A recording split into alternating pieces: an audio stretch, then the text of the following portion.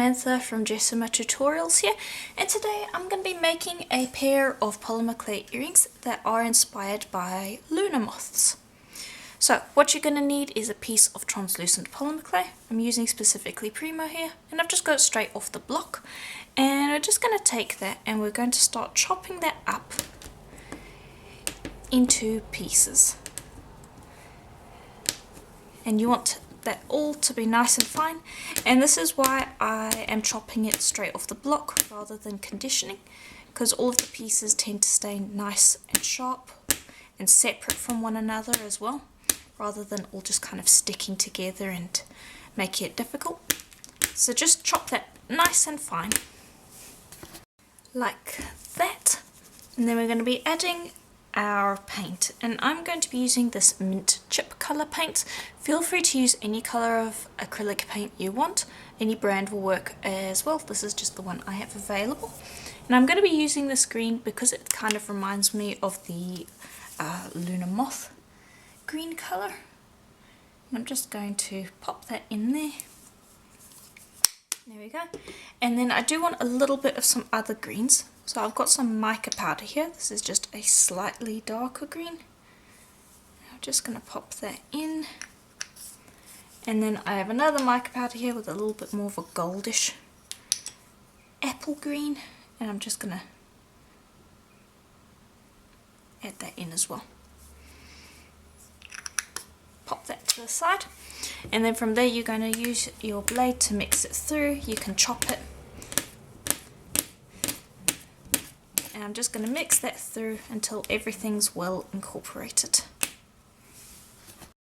Alright, and I've let it dry for a bit, and it's not completely dry at this point, but I want to combine those pieces together. I'm not going to wait for it to dry longer than this, because I'm going to be popping it into slices and it can dry that way. But just pick up all those little pieces and just combine that together. Okay, and I've just got it combined into a piece here. And now we're going to be slicing it.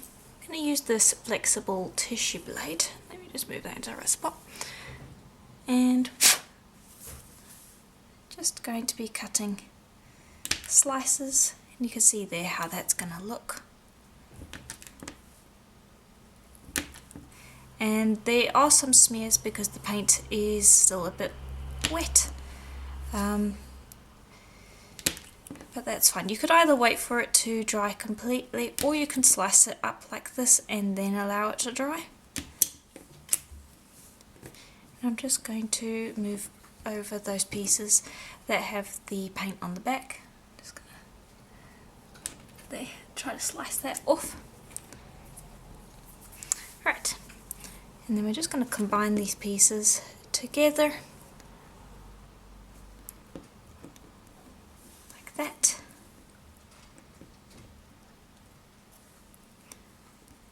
And I'll close up the gaps between the pieces in a bit because I kind of want to give this a marble. I've just got an extra piece here that I can use. And then I can grab these little bits here and break them off and just pop them into some spaces if I want. There we go. And then I'm going to use a piece of paper over the top of this, and I'm going to start rolling it because I want it to distort and flatten out and become one piece, and the paper will help prevent my roller from sticking, and it will also pick up any excess paint that might be there. Okay, and there we go. That's how it should end up looking. Let me just actually bring you, there we go. And there we go. I'm going to leave it on the tile for now. Because what I'm going to do is I'm going to be using this multi-layered butterfly silk screen. You could of course cut out earrings from this now if you wanted to. You don't have to use a silk screen, but because we're going with a moth effect, I want to use these silk screens. So we're going to start off with, let's see, which one do I want to start with? I'm going to start with this one. And I'm just going to peel off that plastic backing. We've got more than enough space to work with over here. And just give that a gentle burnish onto the surface. And for that, I just want a very light blue, so I'm going to be using this blue. This is Aquarium.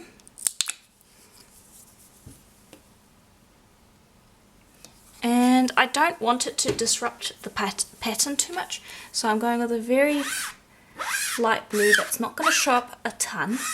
The goal is to more give a shiny ghost image. And just make sure you spend some time really pushing that through the silkscreen, because it's a metallic paint. And metallic paints sometimes have trouble going through the silkscreens. So I like to spend a bit of time working that through. Okay.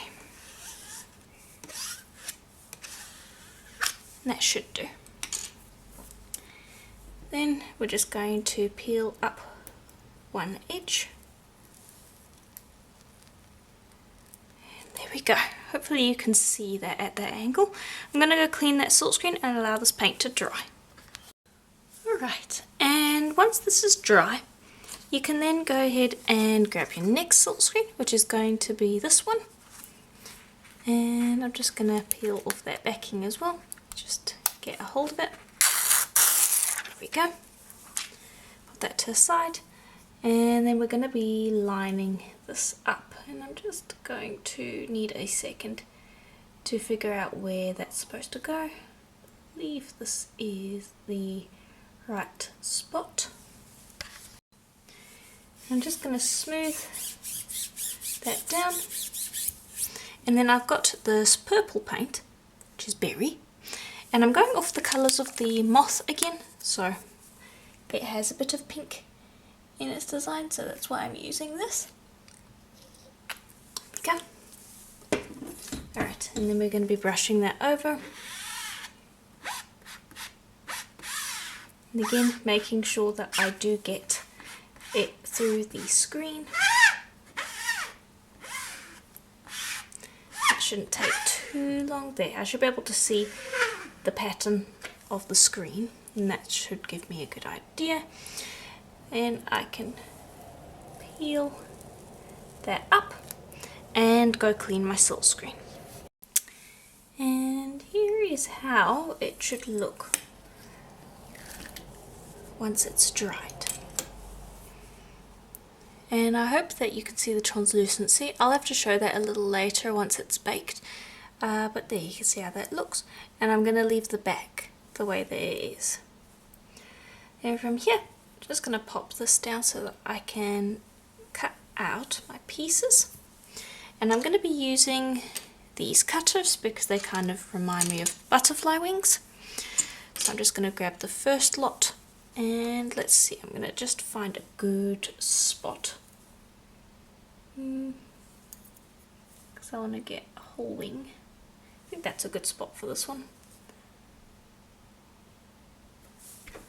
Just grab one there, and I'm going to do the other one as well, just to make sure that I get a whole wing for each. There we go. Then bring over these guys, and I should be able to also get a whole wing. There we go. Just prioritizing getting a good pattern.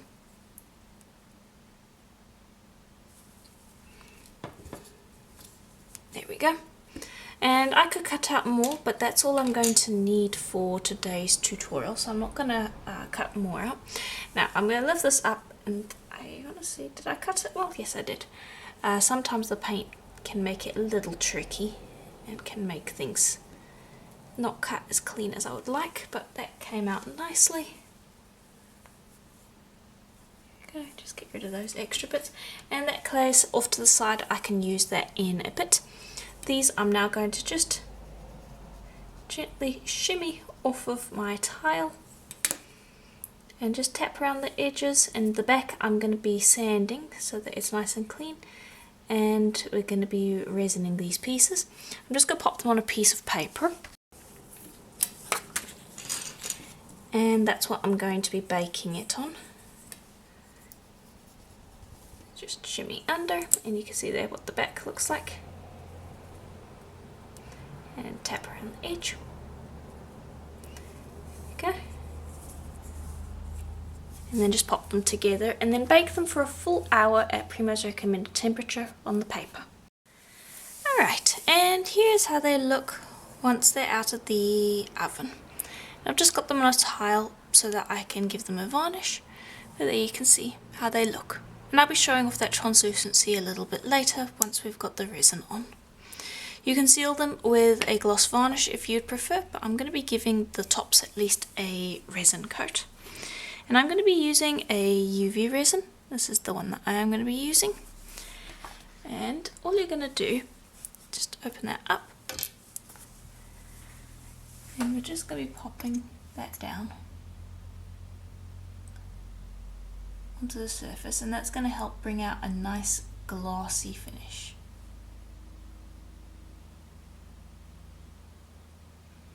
And you'll do that with each of them, giving them a top coat of resin.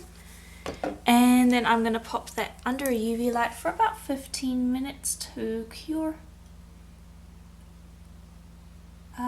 And then from there we can assemble them.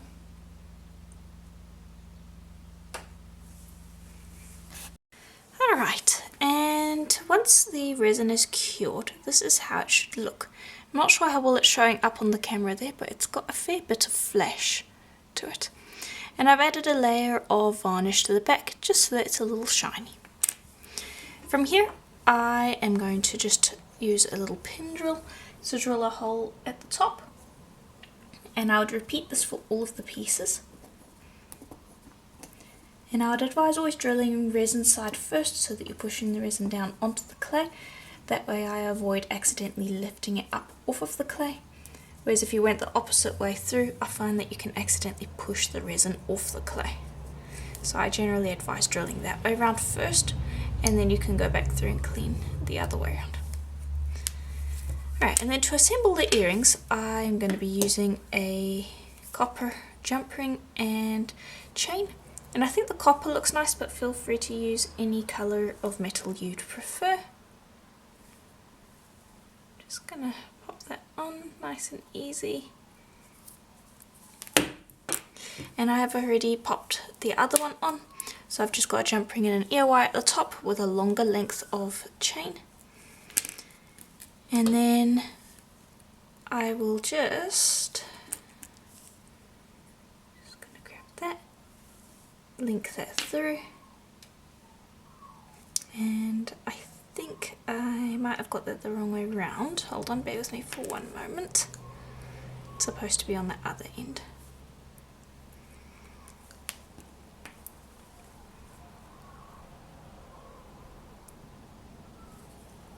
Just making sure that it's hanging correctly. Okay, and then I can close that jump ring up. And there we go, that's how it should hang. And let me just bring that around so you can see. And I'm going to bring over the other pair, which I have already finished up.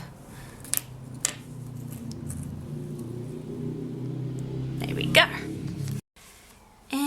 That's the pair of earrings. I'm quite happy with how those have turned out. Let me know what you thought in the comments below. Bear in mind if you don't like the colours that I've used, because they're a little bit on the unusual side. I don't usually use this combination of colours. You can change it up to a variety of different colours. You could try out different butterflies, different moths. A monarch pattern could look quite cool. With the background being kind of orange. You could do the wing parts as black and then the dots as white. That could look quite nice, so feel free to swap it out as you like. If you have any questions, leave them in the comments below and I'll get to them as soon as possible. And if you like the video, please do consider leaving a like and subscribing, as I do videos like this just about every single day. If you would like to support the channel so that I can continue creating videos just like this one, please do consider becoming a member. There's a join button just below this video where you can become a member of the channel, gain access to these videos early as well as exclusive members only videos. Another way to support the channel is to check out my Etsy store, Jessima Design, where I sell things such as the silk screen and cutters that I used in today's video, along with a bunch of other polymer clay tools and supplies that are all made by me in the studio. There's a link to that in the description below. But that is just about it. I hope you enjoyed, and I will see you in the next video. Bye for now.